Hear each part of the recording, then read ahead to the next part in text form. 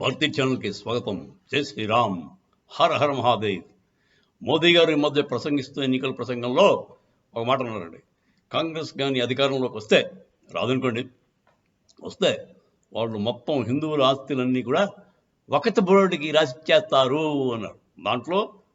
దీన్ని controversial remark, అది హిందూ ముస్లింకి వివాదం కల్పించే రిమార్క్ అని చెప్పి ఈ కాంగ్రెస్ వాళ్ళు అంటున్నారు. కానీ అది అతను చెప్పింది వాస్తవం అండి. అతను చెప్పింది కరెక్ట్ మాట. ఎందుకంటే దానికి ఎగ్జాంపుల్స్ చాలా ఉన్నాయి. ఈ మధ్యకాలం తమిళనాడులో ఒక గుడి, దాని ఆ చుట్టుపక్కల ఊరంతా కూడా, గుడి చుట్టూ ఉన్న ఊరంతా కూడా వకత్ బోర్డుకి రాసిచ్చారు. రాసిచ్చేస్తే వాళ్ళు వెళ్ళి వాళ్ళ బోర్డులు జెండాలు పెడిచారు. ఆ గుడి చాలా పురాతనమైన గుడి, 1000 ఏళ్ల క్రితం గుడి. అంటే ఒక 1200-1000 ఏళ్ల క్రితం గుడిని ఒక 600 ఏళ్ళు 300 ఏళ్ళ క్రితం వచ్చిన ముస్లిం రాజు జయించేశాడంటే వాడికి ఇచ్చేయాల్సిందా? మరి తర్వాత పోనీ మళ్ళీ క్రిస్టియన్స్ వచ్చారు కదా, మన బ్రిటిష్ వాడు వచ్చాడు కదా, మరి వాడికి ఎందుకు ఇవ్వట్లేదు? లేదు, అందరికంటే ఆఖరి ఒరిజినల్ ఓనర్కి ఇవ్వచ్చు, లేదంటే అందరికంటే లేటెస్ట్గా వచ్చిన పాలకులకు ఇవ్వాలి. మధ్యలో ఉన్నవాడికి ఎందుకు ఇస్తున్నారు అంటే, ముస్లింలు అంటే వాళ్ళ ఓట్ బ్యాంక్.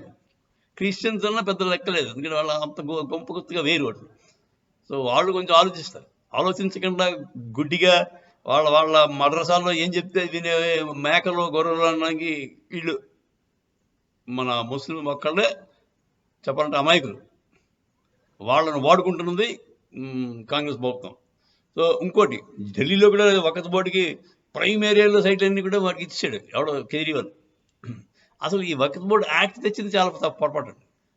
పివి నరసింహారావు గారి టైంలో జరిగింది. ఎందుకు పాపం ఏదో ఒత్తిడి మీద పడి చేశాడు అతను.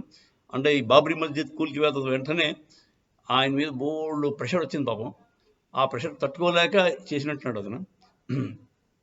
ఆ వకత్ బోర్డు యాక్ట్ ప్రకారం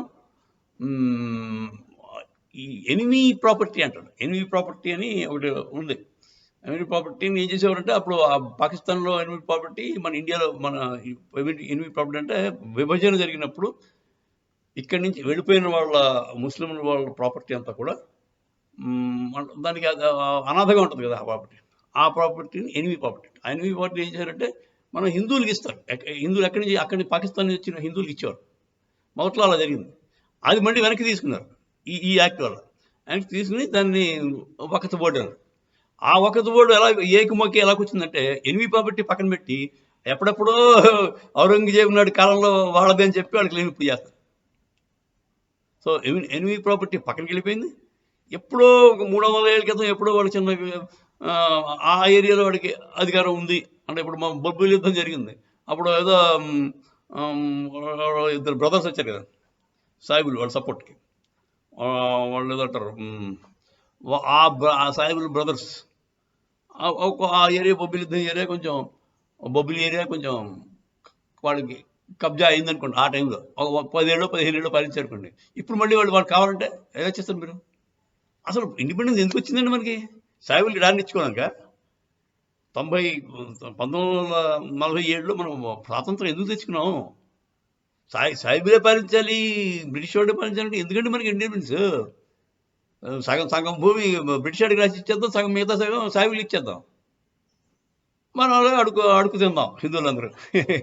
వాళ్ళ వెనకాల ఉదిగం చేద్దాం అండ్ మూర్ఖులా మన వాళ్ళు, లేకపోతే ఓట్ల కోసం ఏదైనా చేస్తారా? నాకు ఇంకా అర్థం కాలేదు. మీకేమైనా అర్థమైతే చెప్పండి. ఇఫ్ యూ హ్యావ్ కాంగ్రెస్ వాళ్ళ భావజాలం మీకేమైనా అర్థమైతే కొంచెం కామెంట్స్ రూపంలో చెప్పండి. జై శ్రీరామ్, హర హర మాధవ్.